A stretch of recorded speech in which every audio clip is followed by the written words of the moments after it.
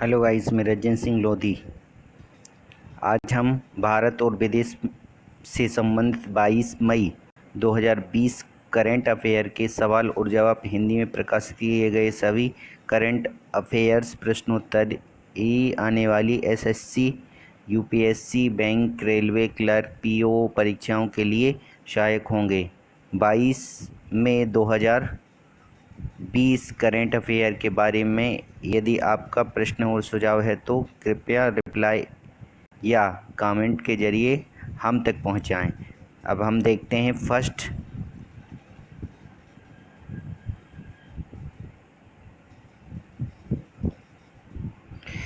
विश्व बैंक ने हाल ही में कितने विकासशील देशों को 160 अरब डॉलर की मदद देने की घोषणा की है?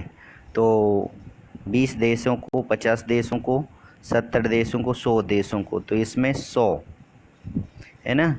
विश्व बैंक ने हाल ही में 100 विकासशील देशों को 160 अरब डॉलर की मदद देने की घोषणा की है। यह 160 अरब डॉलर की राशि 15 महीने की अवधि में दी जाएगी।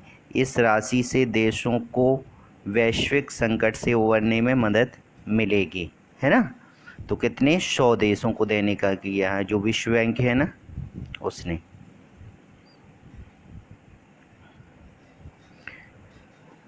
फिर आता है आपका सीबीएसई बोर्ड से 9वीं से कौन सी क्लास तक के स्टूडेंट के लिए साइबर सेफ्टी मैनुअल जारी किया है? 10वीं कक्षा, 11वीं कक्षा, 12वीं कक्षा, सिर्फ 9वीं कक्षा के लिए? तो इसमें है 12वीं कक्षा। 12वीं central board of secondary education CBSE ने बच्चों के अंदर सेल्फ और हेल्थी ऑनलाइन आदतों को विकसित करने के उद्देश्य से 9वीं और 12वीं कक्षा तक के स्टूडेंटों के लिए साइबर सेफ्टी मैनुअल जारी किया है। बोर्ड ने डिजिटल अधिकारियों और स्वतंत्रता के हनन जैसी समस्याओं को देखते हुए यह मैनुअल जारी किया है ना। तो 12वीं कक्षा।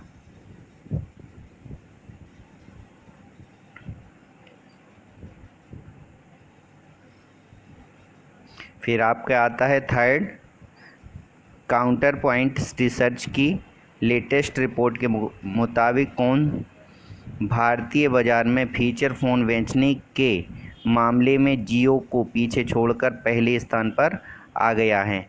एप्पल, सैमसंग, वीवो और रेडमी। तो इसका आंसर क्या है? सैमसंग। काउंटर पॉइंट रिसर्च की लेटेस्ट रिपोर्ट के मुताबिक सैमसंग भारतीय बाजार में फीचर फ़ोन बेचने के मामले में जियो को पीछे छोड़कर पहले स्थान पर आ गया है। वर्ष 1900 में फीचर फ़ोन में 19% रही बाजार हिस्सेदारी सैमसंग की रही है, जबकि स्मार्टफोन सेगमेंट में शाओमी पहले स्थान पर है ना। फोर्थ, डॉक्टर रमेश पोखरियाल निशंक ने हाल ही में नेशनल टेस्टिंग एजेंसी का कौन से मोबाइल ऐप लॉन्च किया है? अभ्यास, रक्षा, शिक्षा विकास, विकास विज्ञान। तो इसमें अभ्यास है।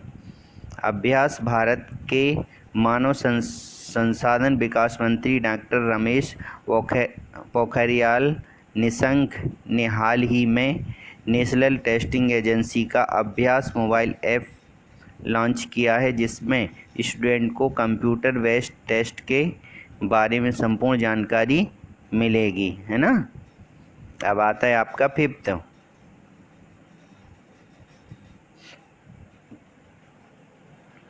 भारतीय रेलवे ने श्रमिक ट्रेनों के अतिरिक्त 1 जून से प्रतिदिन कितनी नॉन एसी ट्रेनों को चलाने की घोषणा की है? 50, 100, 150 200, तो 200 नॉन एसी ट्रेनें।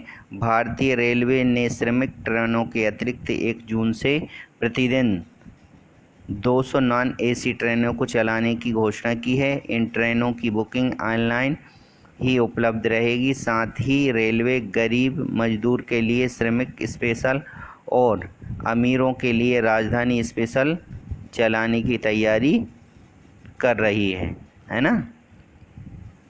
अब आता है आपका 6।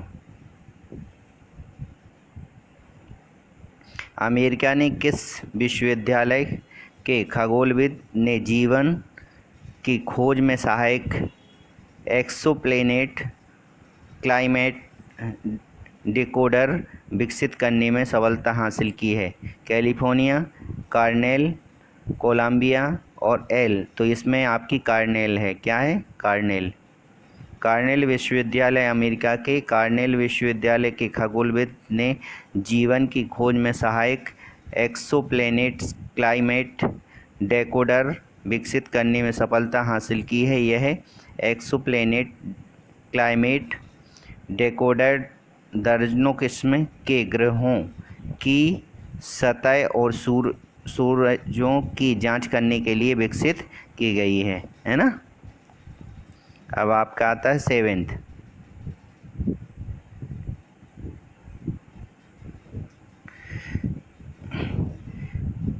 भारतीय वायुसेना ने कितने करोड़ रुपए की 3 बड़ी अधिग्रहण परियोजनाओं को रोक लगाने का फैसला किया है? 2000, 4000, 6000, 8000 करोड़। तो इसमें है आपका 8000 करोड़ रुपए। भारतीय रेलवे सेना ने हाल ही में 8000 करोड़ रुपए की 3 बड़ी अधिग्रहण परियोजनाओं को रोक लगाने का फैसला किया है, क्योंकि सरकार ने स्वदेशीकरण को बढ़ावा देने का अनुरोध किया है। इसके साथ ट्रेनर विमान खरीदने की योजना थी, लेकिन उस पर भी रोक लगा दी है।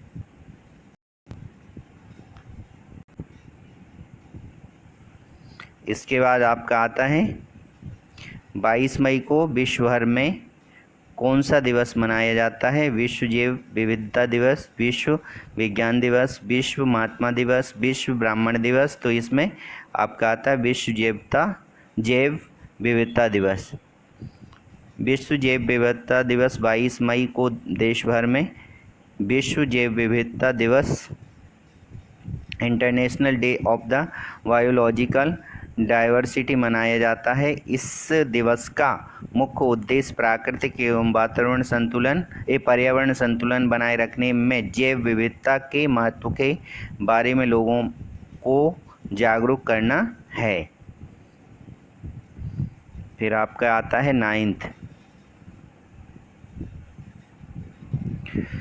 भारत से सीमा विवाद के बीच किस देश ने हाल ही में नया मानचित्र स्वीकृत किया है? पाकिस्तान, नेपाल, श्रीलंका, भूटान।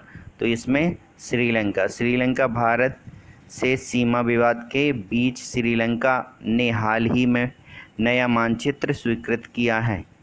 इस नए मानचित्र में तिब्बत, चीन और नेपाल से सिटी सीमा पर स्थित भारतीय क्षेत्र काला पानी, लिपुलेख और लिपियाधुरा को नेपाल का हिस्सा दर्शाया गया है ना।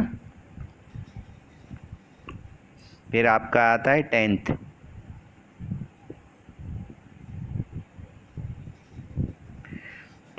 केंद्रीय गृह मंत्रालय ने जेवर एयरपोर्ट को विकसित करने के लिए किस देश की म्यूनिख एयरपोर्ट इंटरनेशनल एजी को सुरक्षा मंजूरी दे दी है? अमेरिका, ऑस्ट्रेलिया, स्विट्जरलैंड, चीन। तो इसमें आता है आपका स्विट्जरलैंड की ज्यूरिख एयरपोर्ट इंटरनेशनल एजी को केंद्रीय गृह मंत्रालय ने हाल ही में जेवर में नोएडा इंटरनेशनल एयरपोर्ट को विकसित करने के लिए सुरक्षा मंजूरी दी गई है। नोएडा के 5000 हेक्टेयर में फैले इस जेवर एयरपोर्ट प्रोजेक्ट का 29,000 करोड़ रुपए का खर्च किए जाएंगे, है ना, इस पर।